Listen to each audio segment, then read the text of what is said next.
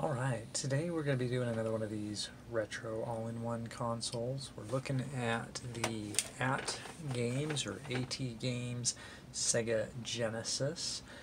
This has a bunch of built-in games, and actually you can put Genesis cartridges in it. I'll probably use it to do exactly that. I have a multiple-in-one cartridge of Sega Genesis games that I'll want to do probably in a later video. Probably use this to do it just because it's simple to get it set up.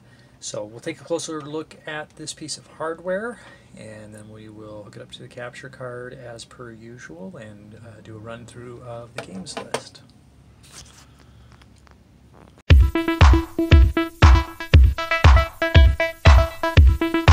Let's do a more closer in-depth look at the machine itself that we'll be using before we dive on into what is included with it.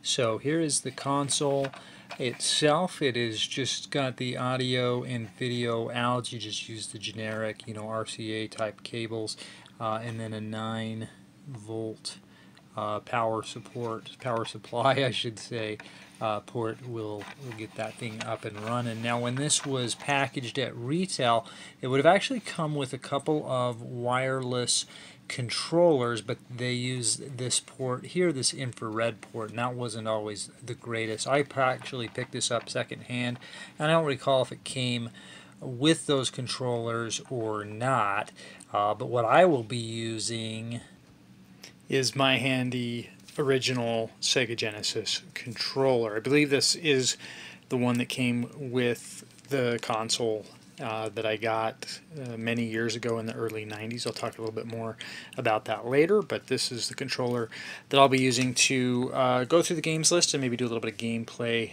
today. So let's go ahead and jump on over to the capture card and get that going. Alright, so as we're going through the list here, I wanted to talk a little bit about the Sega Genesis and why it sort of held a special place in my heart and in my memory, if you will. It was actually one of the first, or I should say the first console that I owned myself, that I didn't have to share with anybody else. We had had an Atari 2600 as well as a Nintendo NES prior to that time, and then for Christmas one year, early 90s, probably 93, 94 maybe, so the year I was like 14 or 15 years old, I actually received this, a Sega Genesis console. I'll look up which model it was. It wasn't the original one, probably the Mark II or whatever they call it. And Joe Montana's Football, one of those. It might have been 94, which if that's the case, then it would have been, the newest at that time, meaning it was probably late 93 when I got it, meaning I would have been 14 years old.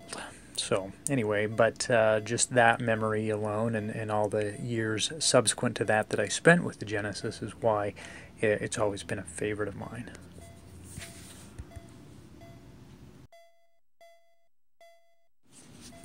So some really cool titles on this one. I was really excited at some of the ones that were on here. I mean, namely, you've got Altered Beast, and Alien Storm is another one that I like. Shakan the Forever Man, Columns, a lot of those Comic Zone.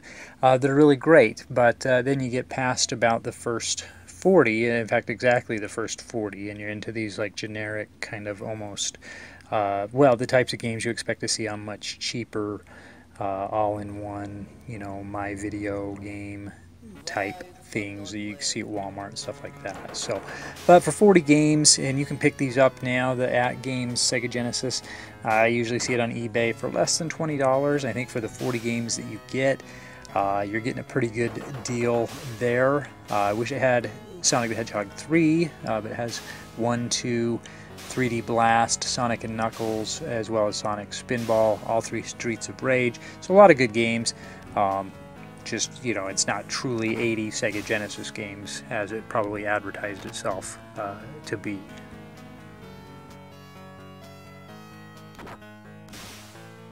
And then this point, I did some gameplay, and this is where I realized that the A button didn't work very well. I just checked out a couple of titles, and then that's pretty much it. So I'll let you listen to the music from Eternal Champions. I think it's the last one I play.